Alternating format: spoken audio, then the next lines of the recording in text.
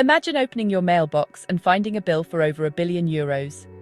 It's the kind of number that doesn't even seem real, more like something out of a blockbuster movie than everyday life. But for one of the world's biggest companies, this was no fiction. In 2021, Amazon was hit with a fine so massive it sent shockwaves through the business world and made headlines across the globe. The sheer scale of the penalty was unprecedented, and it instantly became a symbol of the growing tension between tech giants and regulators. Italy's competition watchdog, the AGCM, wasn't just handing out a fine, they were making a statement. Their message was loud and clear. Amazon's dominance in the digital marketplace was under serious scrutiny, and the rules of the game were being questioned. Fast forward to January 2026. After years of legal wrangling, the fine is reduced to €752 million. But even with the number shrinking, the controversy refuses to fade. The debate over Amazon's influence and the fairness of online competition is still raging.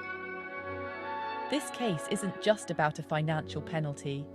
It's about who gets to set the rules in the world of online commerce and whether the digital marketplace is truly open to all or tilted in favor of the biggest players. The AGCM claims Amazon unfairly promoted its own services, squeezing out competitors and shaping the market to its advantage. Amazon, on the other hand, insists it's done nothing wrong and that its platform helps small businesses thrive. The outcome matters for everyone, from small business owners trying to compete online to shoppers looking for the best deals. Is Amazon's marketplace a level playing field, or is it a game only a few can win? Even with the fine reduced, the heart of the dispute remains unresolved. Both sides are gearing up for the next round in what's shaping up to be a landmark legal battle. And this isn't just Italy's fight. Regulators across Europe are watching closely, considering their own moves as the outcome could ripple across the entire continent. The verdict could set a powerful precedent for how tech giants are held accountable, not just in Italy, but throughout Europe and beyond. This is more than a corporate drama. It's a story with real-world consequences for millions of shoppers and small businesses who rely on digital platforms every day. The stakes couldn't be higher. The future of online shopping, competition, and the rules that govern the digital economy are all on the line. One thing's for sure, the story isn't over. In fact, it's just getting started. So, what did Amazon do?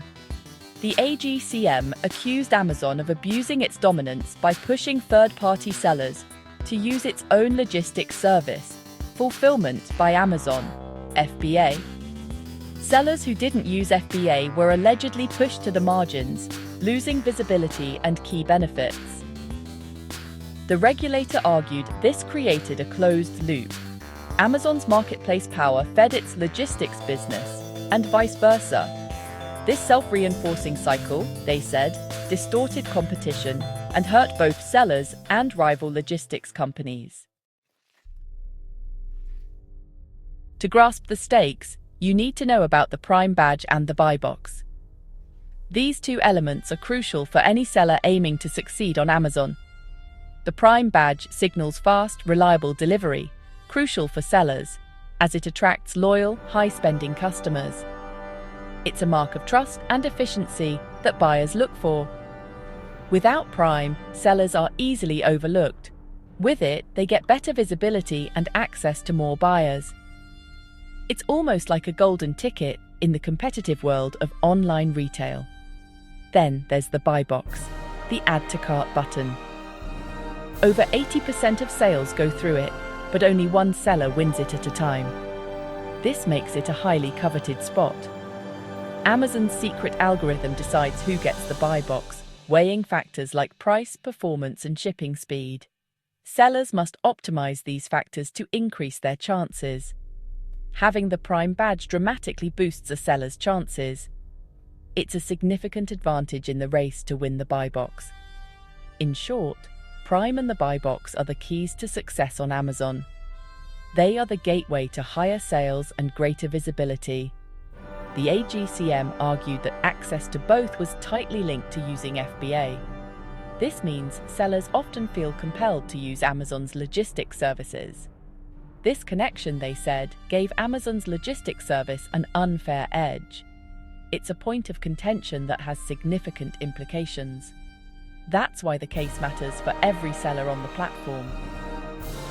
Understanding these dynamics is essential for navigating the complexities of selling on Amazon. The AGCM's core claim? The only practical way for sellers to get the Prime badge was to use FBA. Amazon offered an alternative, seller-fulfilled Prime, but the standards were so tough few could qualify.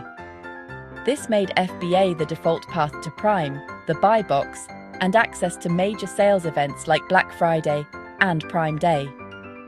Sellers who didn't use FBA missed out on these opportunities, regardless of their product quality or shipping speed. The regulator argued this system stifled competition among both sellers and logistics providers.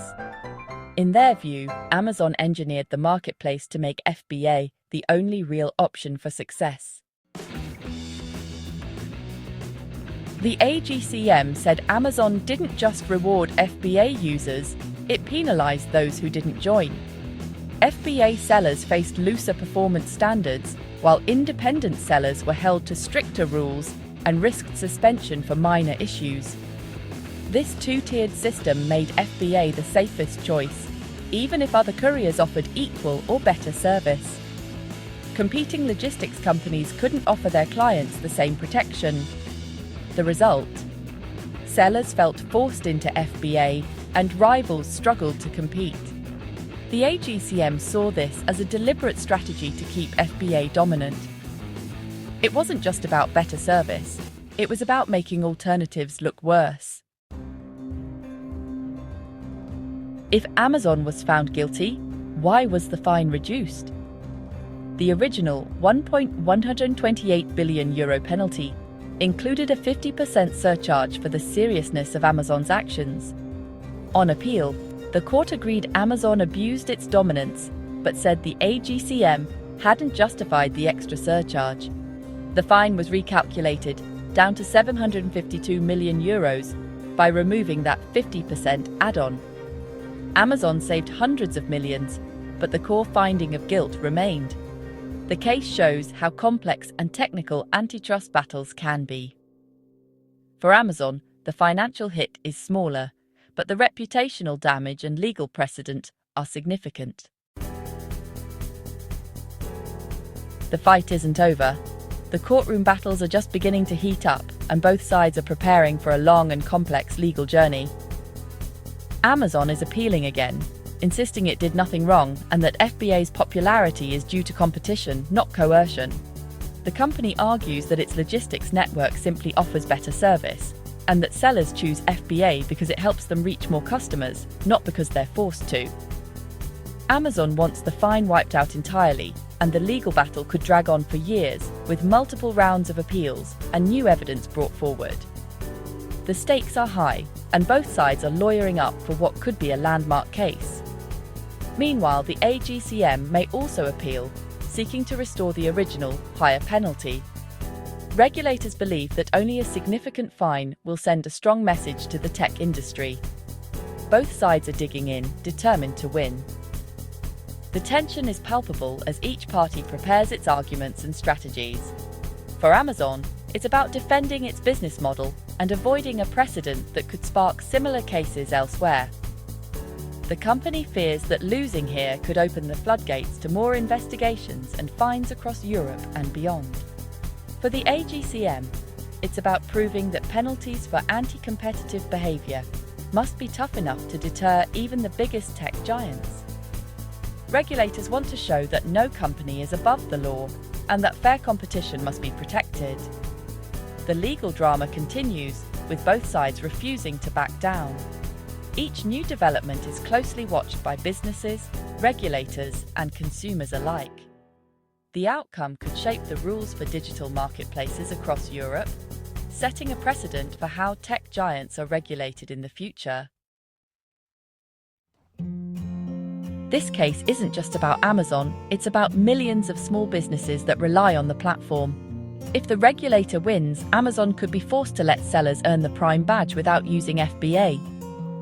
That would open the door for other logistics companies and give sellers more choice and flexibility.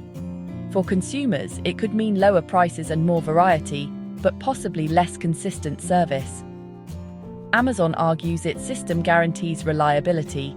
Critics say more competition benefits everyone in the long run. The debate is about convenience versus choice and the future of online retail. The outcome will impact how sellers do business and what shoppers experience every day.